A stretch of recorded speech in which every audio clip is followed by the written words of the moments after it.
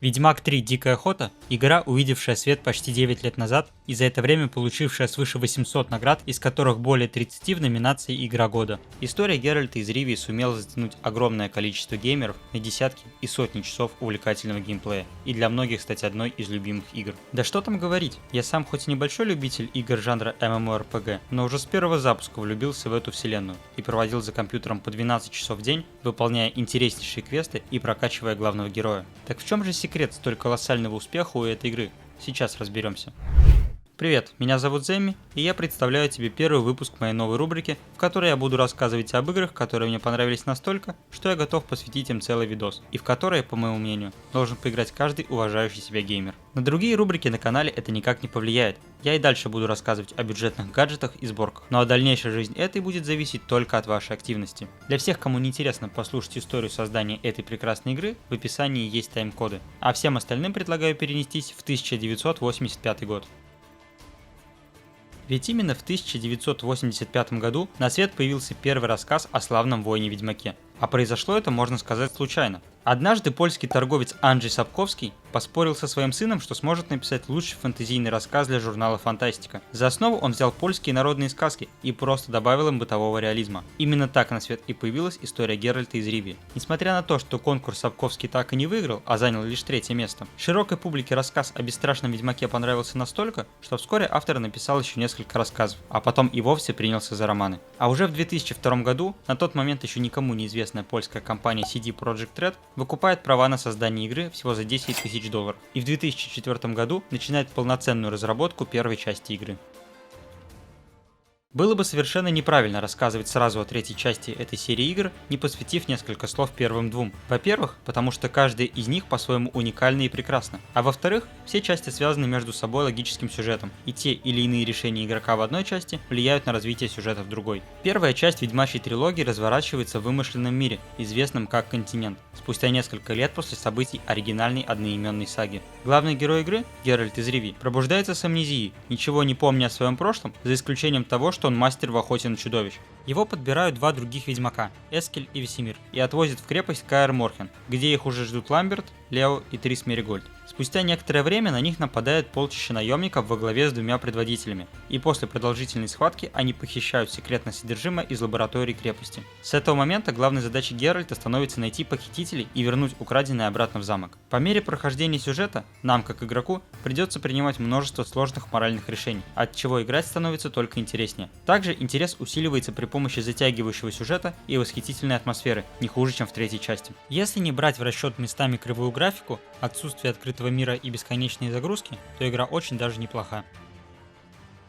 Вторая часть игры про Белого Волка уже не настолько близка к книжному оригиналу, как первая часть. Да и пройти ее можно немного быстрее. Если на прохождение основного сюжета первого Ведьмака требовалось от 35 до 45 часов, то сюжет Убийцы Королей можно пройти всего за 25-30 часов. События игры происходят спустя месяц после первой части. Геральт стал личным телохранителем короля Фольтеста, но не смог предотвратить покушение на него. Стражники, замечая Ведьмака рядом с телом короля, сразу же обвиняют его в убийстве и бросают в темницу. Но Геральт из Ривии не был бы Геральтом из Ривии, если не сбежал бы оттуда, и теперь ему предстоит выяснить, кто и зачем убил короля. В этой части разработчики и CD Projekt Red добавили много новых механик, многие из которых перекочевали в третью часть. Например, если раньше боевка была унылой и скучной, ведь надо было закликивать врага, когда меч подсвечивался оранжевым, то теперь добавили всем привычную систему блоков и уворотов, а основной фишкой игры сделали ее нелинейность, и теперь решения, принятые в самом начале, задают ход событий на всю оставшуюся игру. Буквально, можно пройти игру несколько раз с разными выборами, и это будут разные игры с разным сюжетом. Среди фанатов вселенной есть мнение, что эта часть игры проходная, но от себя скажу, что несмотря на то, что недостатки у нее действительно есть, она мне все же понравилась.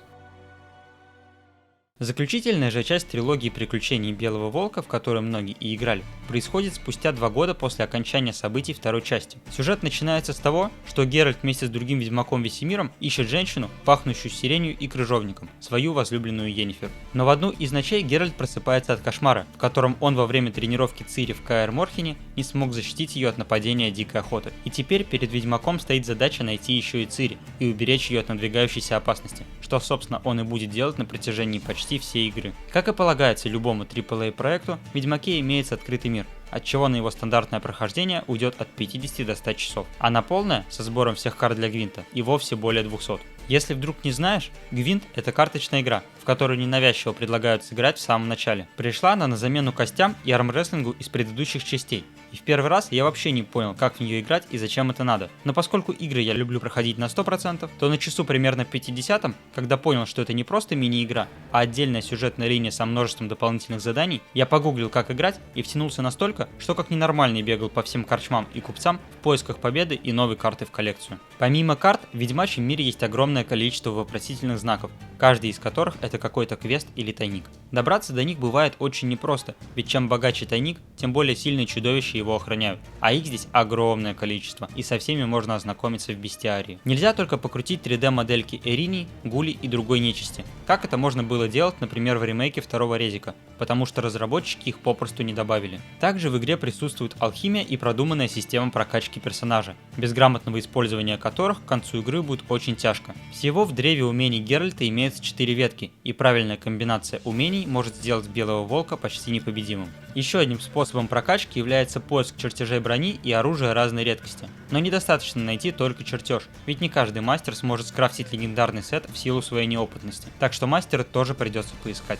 Но не только в мече и броне сила Геральта. Как и любой ведьмак, он знает 5 ведьмачьих знаков на все случаи жизни, а также способен пить эликсиры, от которых любой человек умер бы с половиной дозы. Ингредиенты для них, как ты мог догадаться, конечно же придется искать по всему миру. Как видишь, в игре предостаточно контента, а ведь я еще не рассказал о кулачных боях, скачках на лошадях и различных турнирах, в которых также можно получить дополнительные задания и предметы. Было бы совершенно неправильно, если у такой игры не вышло бы дополнение, и оно тут есть, а точнее даже целых два. Кровь и вино и каменные сердца. Пройти их можно за 30 и 18 часов соответственно, что делает их скорее отдельными играми, чем дополнениями. Если третий Ведьмак стал для меня супер хорошей игрой с интересными заданиями и прописанными персонажами, то Кровь и вино подняло эту планку в несколько раз. Это обширное дополнение добавляет в игру новую локацию Toussaint, 3 новых концовки, около 90 квестов, дополнительную систему мутаций, гроссмейстерские сеты брони и новую колоду карт для Гвинта. Сюжет спойлерить мне не хочется, так как если ты пройдешь этот DLC сам, то получишь гораздо больше эмоций от игры. А про каменные сердца пока не могу ничего сказать, так как пока не прошел их, но уверен, что не разочаруюсь и получу массу положительных эмоций. На протяжении всего видео я ни слова не сказал про графику в Ведьмаке, потому что для меня графика это всего лишь один из способов проникнуться атмосферой, которую пытались передать разработчики. Да, она здесь очень хороша, но даже когда я играл в первую часть, у меня не шла кровь из глаз, хотя игре почти 16,5 лет. Гораздо большее впечатление на меня произвела музыка. Она подобрана очень в тему, и на каждой локации есть свой саундтрек, полностью передающий настроение героя и происходящего вокруг. Идешь по городу — один трек.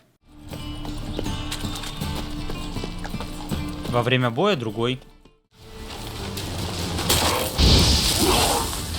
В Гвинте третий.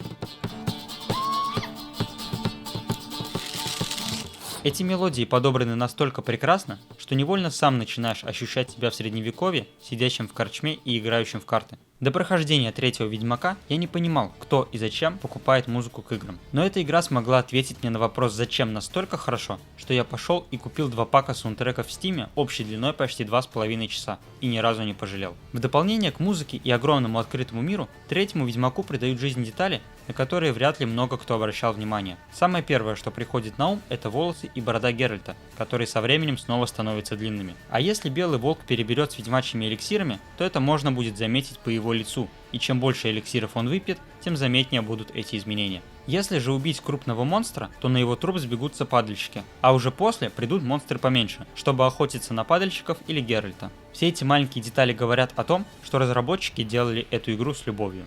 Также не могу не отметить голоса персонажей. Великолепно подобранные актеры великолепно передают атмосферу, колкие шуточки и оскорбления. Твое присутствие на турнире оскорбляет мою честь! Я требую удовлетворения! Тогда тебе в ближайший бордель. А в шахте ведь как на войне. То тут что-нибудь ёбнет, то там пизданет. Потестиквизитор?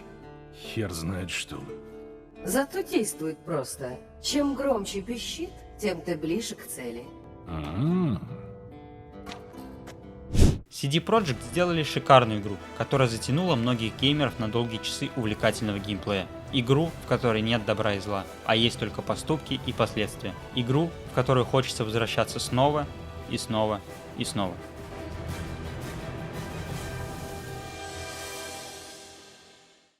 Если ты по каким-то непонятным причинам еще не играл в этот шедевр, то ты очень многое теряешь. А лично мне хотелось бы, чтобы каждая студия вкладывала столько души в свои игры, как разработчики и CD Projekt Red.